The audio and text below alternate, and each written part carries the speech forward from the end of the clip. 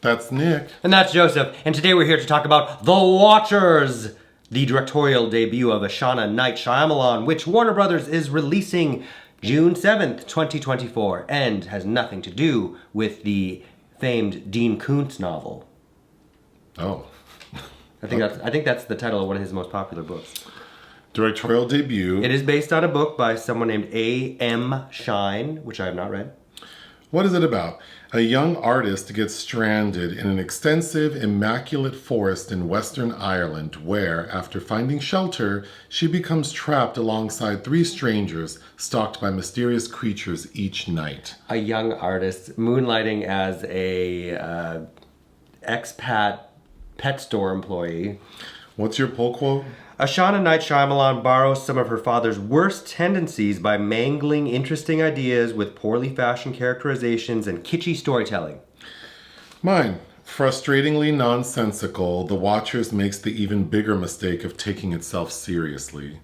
What I really wanted my pull quote to be was, "This shit is stupid." But unfortunately, it is. Can't put that on Rotten Tomatoes. But it has some promise in the beginning until it kind of confirms what is really going on. Ugh. Even trying to tell the story is like annoying. But Dakota Fanning plays this young woman named Mina, and Mina seems depressed.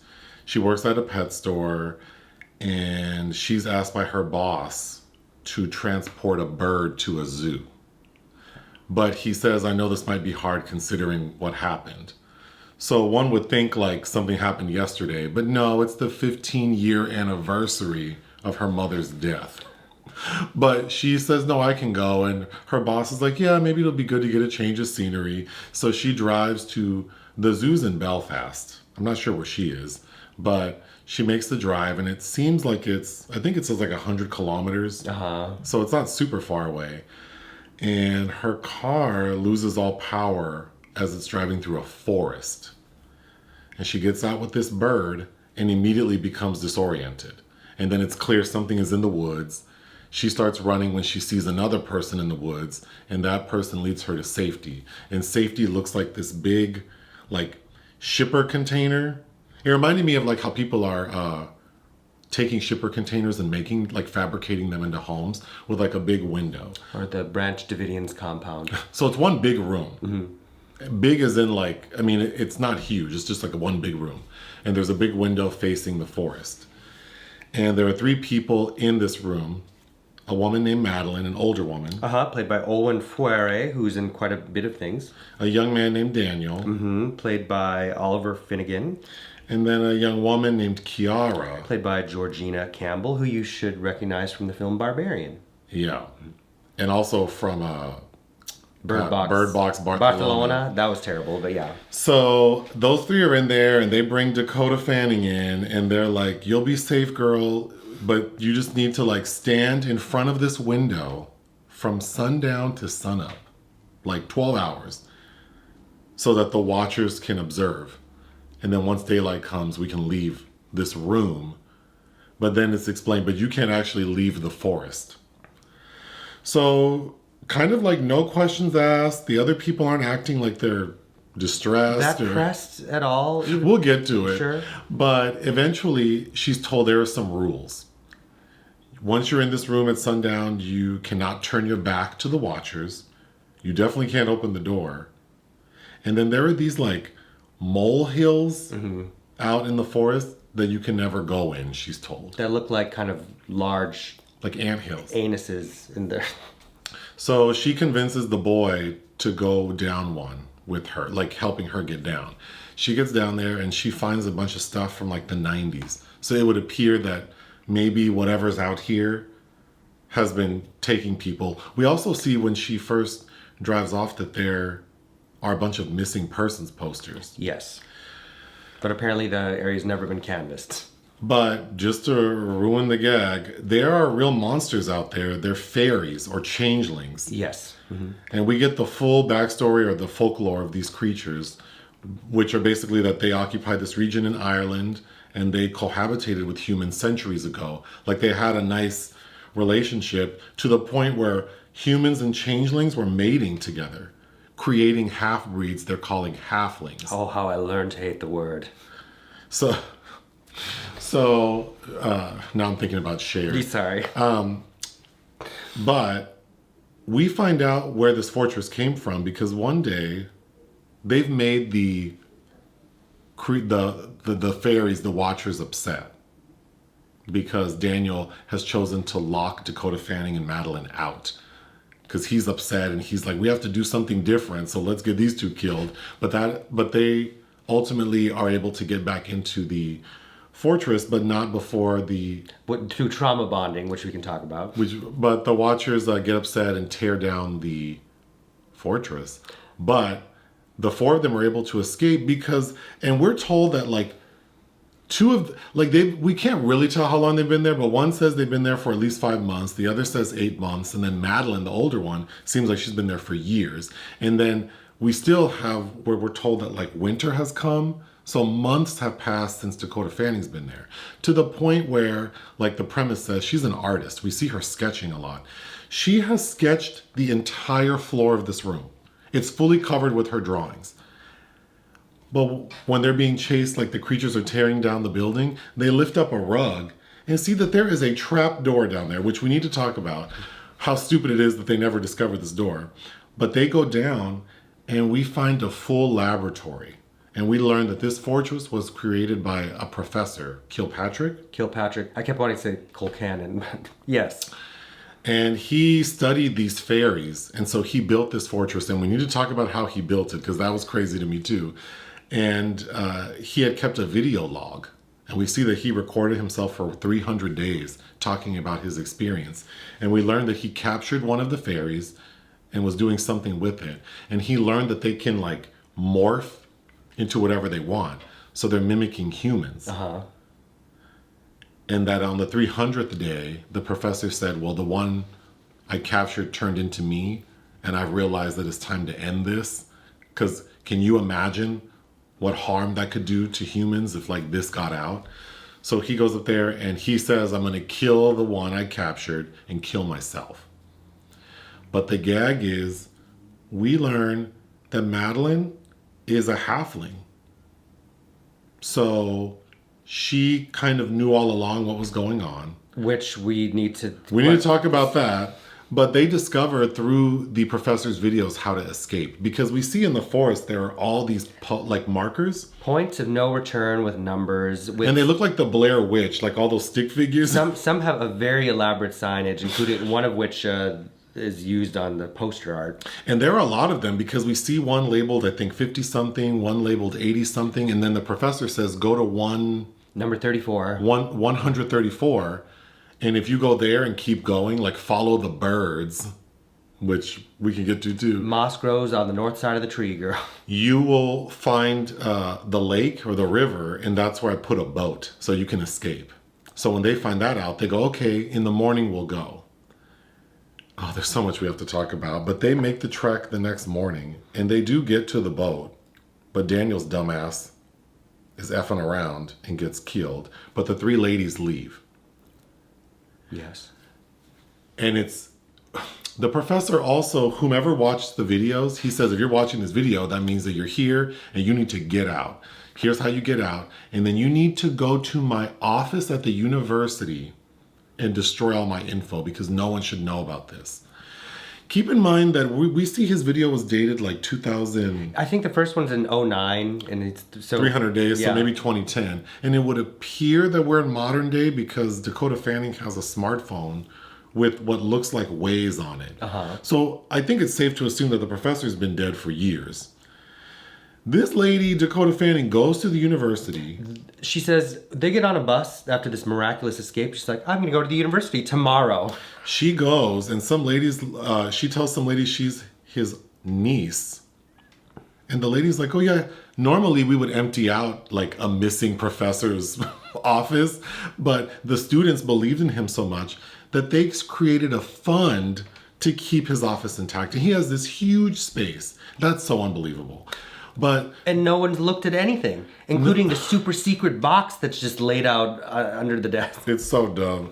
But Dakota Fanning looks through some stuff, and that's when she learns that Madeline, the woman they had met, is like a replica of the professor's dead wife. Not only that, he has a paper that's called The Halfling Dilemma. So she goes to visit Ciara.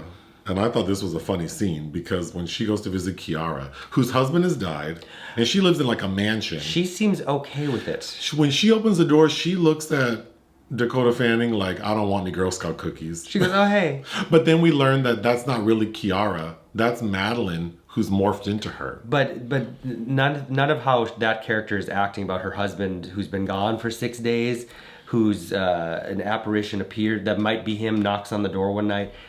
Her attitude is like, the watchers like to see me dance every night. Okay. Anyway, the end of the film is Dakota Fanning visiting Ciara to tell her, like, girl, that lady Madeline is a halfling.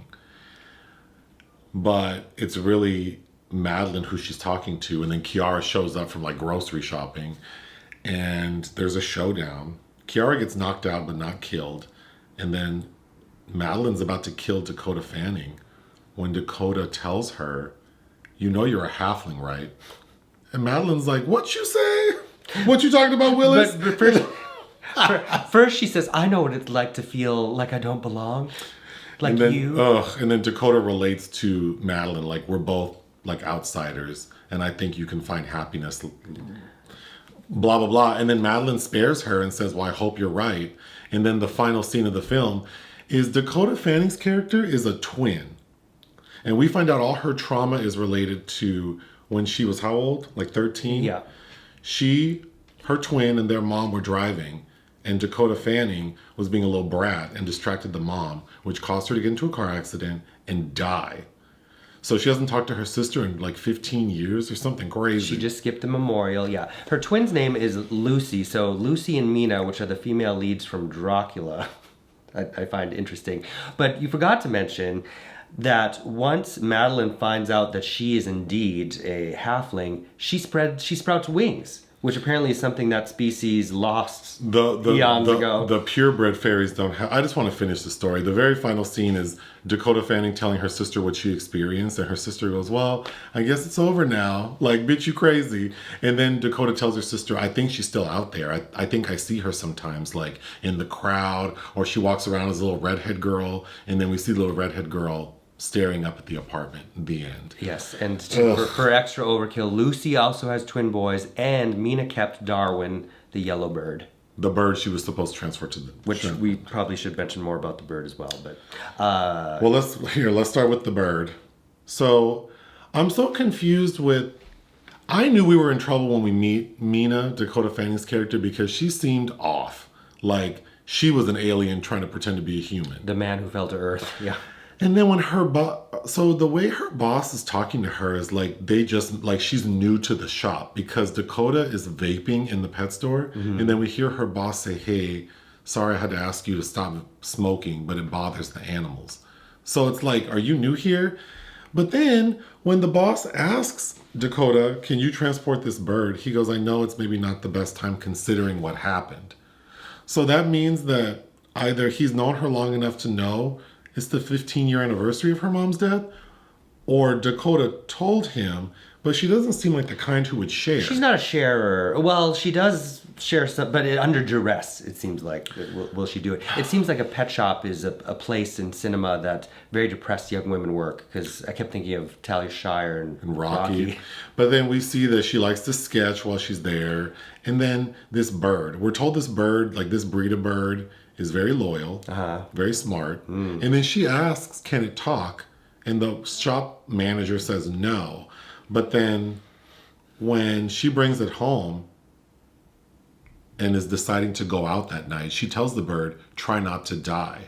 And then immediately the bird says, try not to die. And that's the phrase it keeps repeating. And that's the phrase it keeps repeating throughout the movie. That is an interesting a moment and aside for Mina, because she puts on a brown wig and goes out and tells some man that it's very looking for Mr. Goodbar, like she's a ballerina named Caroline or something.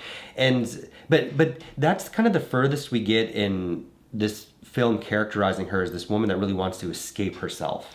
It reminded me of the scene from the first Omen when the two nuns, before their coronation into nunhood, they go out. The novitiates? Yeah, and remember the one puts on a wig? Uh-huh. That's what I kind of thought Yes. of. But Dakota Fanning, she looks so crazy in that wig. And she goes out and pretends she's a ballerina, like you said.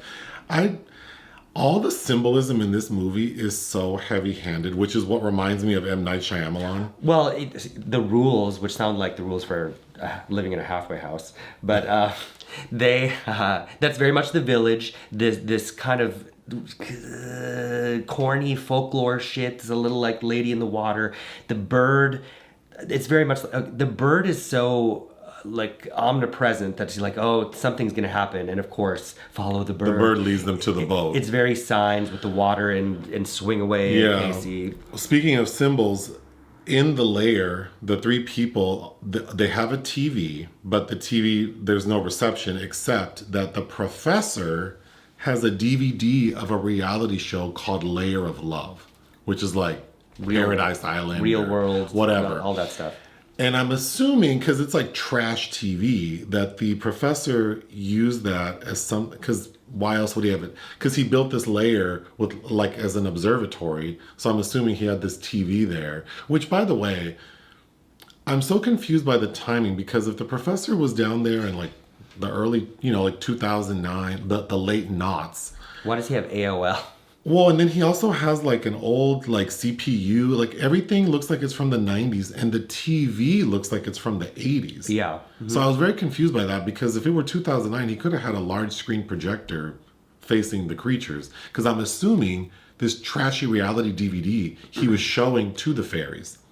But this is all that To pervert them, like. But it's just like that symbolism was so heavy. But I thought it was going to go down more interesting roads, because here you have this bird, and then Dakota, these people that end up being like a bird in a cage, and the bird is learning to mimic the people, and the people are there to serve as examples for these magical creatures outside to imitate, and then the humans inside are trapped, stuck in a universe of reality television that at once was probably used as a tool for the creatures, but now it's a reflection of these people. I thought there were some really interesting elements, albeit very obvious, to play with, and then to me that all goes to pot. These characterizations are so terrible to me. Yeah. These people, when we meet the three people trapped in the fortress, Madeline, Ciara, and Daniel, they were very Francis Farmer to me. Like after the Like lobotomized? supposed lobotomy. Like they don't act distressed, worried. So you're going to spend the rest of eternity. Ciara's husband left, like she says, like 5 months ago or 6 months ago, and hasn't returned. So like she's in denial, I guess. I mean, an effective trauma could be that you seem numb to it, but all of them? Right, and then this new person just kind of falls in line with Dakota acting the same Fanning, way. yeah, she's just like, well, I guess I'm stuck here. And it's weird because we see her, she's having full-on conversations with the bird, much like Blake Lively in The Shallows, where it's like, okay, you really need to communicate with something. But that also kind of is an element that goes away. Okay, the trap door on the floor. I'm so annoyed because this room is not that big, and it's one room. And there isn't that much furniture. There's a desk, a TV on a roller, like a cot, and a couch. Mm-hmm. So like 75-80% of the floor is exposed. And we see, like, after months have passed, Dakota has sketched she's basically sketched a map of the forest on the floor, but sketched around the rug. And the rug is not that big. The rug is maybe like 120% bigger, like the size of the trap door. She never lived. I just can't believe they never rearranged the furniture. None of them. All this time. It brings up so many questions, which is the problem with, I think, sometimes telling these magical folklore tales. I think it's like the more you almost really depend on needing more ambiguity and metaphor to make this work. Oh, yes. Let's keep talking about the trapdoor, because once we find out that Madeline is a halfling and her goal was to get out, I'm so confused. Because we know that this halfling was trapped in the basement in the laboratory and then was able to escape because the doctor brought her out, I guess, because was planning on killing it. Them. So why did Madeline never tell her human compadres, like, oh, look, I found something. Why don't we go down there and see what's up and maybe we can find a way to get off? And show me how to use the computer. So. And then why are all these fairies who are out there tormenting them? Like, I'm confused. So they wanted to watch one of their own? Well, they don't like... Madeline makes it seem like she had a hard time. Like she was bullied by the fairies? Because she's a daywalker, much like Blade, straddling to her. Oh, so this is how... I don't understand why these fairies, like, are amused by these people. I would think that they would want new people all the time. And they do... I mean... What's their... So they're just bored? Because they can't leave the forest? So they're bored and they're watching examples of humans, but... They are clearly able to get in whenever they want because they end up going on a rampage and tearing it to the ground, basically. So, just none of it is laid out in a logical way, even though it demands at least some sense of logic to guide us through this. Let's talk about how the fortress came to be, because we're told by the professor in his videos that the name of this place is called Wonderland. And that his colleagues didn't believe in him, and so he had trouble getting all this off the ground. And then we find out how he got it built. That he would have day laborers come to the area. And this looks like, the way it looks like it took a lot of resources to make. There are generators, power sources, cement. They had to dig deep into the ground. The fortress itself is really chic. Like, I would live in it. So he says that he would have all these people from the surrounding areas come in, do a day's worth of work, and then let them leave at sundown. He'd ask them to eat dinner outside very kindly while he'd go hid in the bunker, and let them get killed. So every day he would let the laborers be killed. Can't you drive them back? Isn't that crazy? This house is built with blood. Okay, but I'm so confused because no one has... This isn't like in the middle of nowhere. There's a major road, I guess. I mean... wherever Madeline's pet store was looked like a big city, it's not a little village or a town. Right. It's like a city. And then Belfast is a big place. So you can't tell me that there isn't a major road that goes between the two. And then we see her driving, and we're told that it's only like 100 kilometers. And all these missing persons posters. No one's canvassed this area. And then you were able to get all these day laborers and concrete and shit over here, and no one has ever canvassed the area? No one has thought about the weird professor that's taking men away daily, and none of the men are coming back. And dozens of men on a regular basis don't return? No. I just think that I'm willing... It's almost like you said, it needed to be more vague. Mm-hmm. Why did they have to give us those details that are just so nonsensical? It's like when you're deposed. Only give the information you're asked to give. Don't give You know what? Whoever wrote this, what's her name? Ishana Night Shyamalan. I bet she hasn't seen The Jinx. Keep your mouth shut. Keep your mouth shut. Unless you want to end up like Robert Durst. You know, on a positive note, I thought the trailer was very well cut. I was I was looking forward to the film. I wanted it to be like her dad's earlier work. Speaking of the bird, there were other birds. We see a huge flock of birds fly by like 3 times. Yeah. And then I'm so confused that the professor says follow the birds. Like, are birds known to swim towards the water? I don't understand. But I'm assuming that birds have a pattern. But I'm so annoyed that, like, why have those birds if ultimately it's her Dakota's little yellow bird who shows them the way? It just felt like overkill. I hated when we saw the fairy tomb. Yeah. Because after they discover, go to point of no return 134, whatever it is, they, on their way, they find a tomb. And then Madeline's explaining the, additional folklore. That's when we get the exposition dump. And that tomb looks so raggedy. It looked like a kid drew in, black chalk. Portraits or sketches of what these creatures look like. Mm-hmm. I will say the creatures, we see them, but not full on. They look cool. They kind of look like the Slender Man, I guess. I don't know. I thought Violet Chachki. Oh, or that. Yeah, tiny waist, broad shoulders, whatever. Mm-hmm. Okay. So many things infuriated me. I think number one is Madeline not telling the humans, that there's a trap door with answers to get us all off, like out of this damn forest. Well, again, and that's clued out because she's like, Mina, thanks to you, I was able to finally escape. It's Right. like, well, were you really trying to escape? Because these other two dum-dums that you're with, I'm sure could have found the same information. Number 2 most frustrating is when they discover how to get off. Dakota says, okay, the next morning we'll leave. So the next morning they get up, I would hope at the crack of sunup, and they mosey on down the road.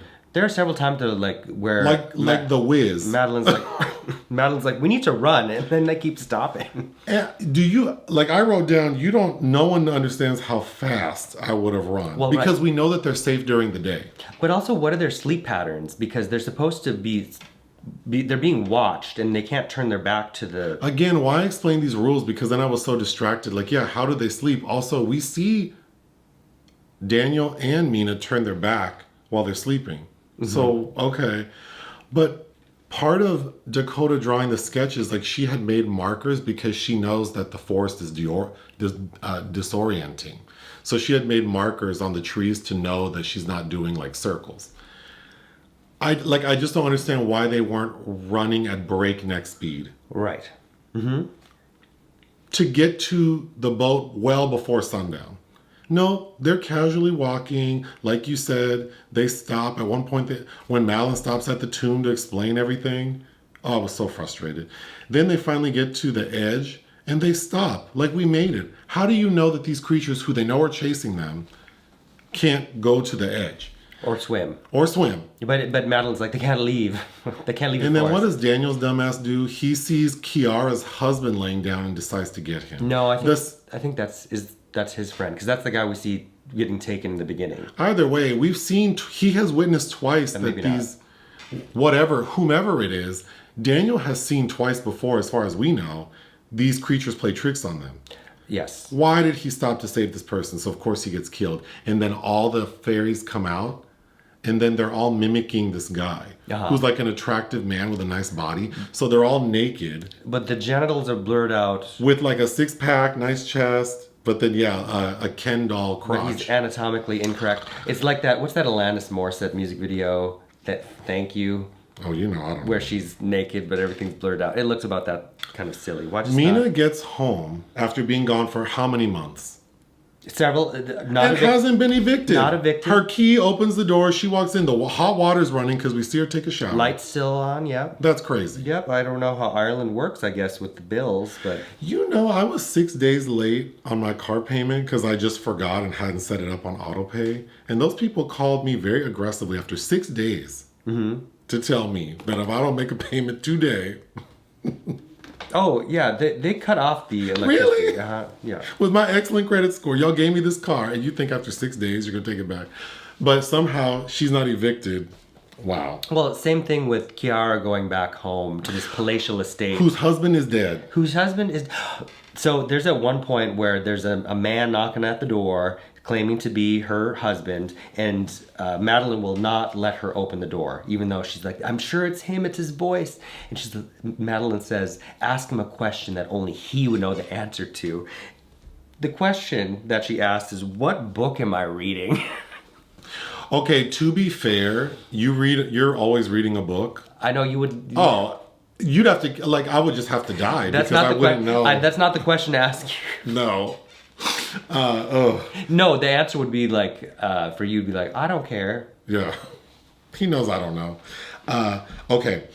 I've already ranted. So the number 3 most frustrating thing to me is the idea that students at a university are paying for a professor, like a long gone professor's office to just stay there in memoriam. Mm-hmm. That's outrageous. That's outrageously stupid.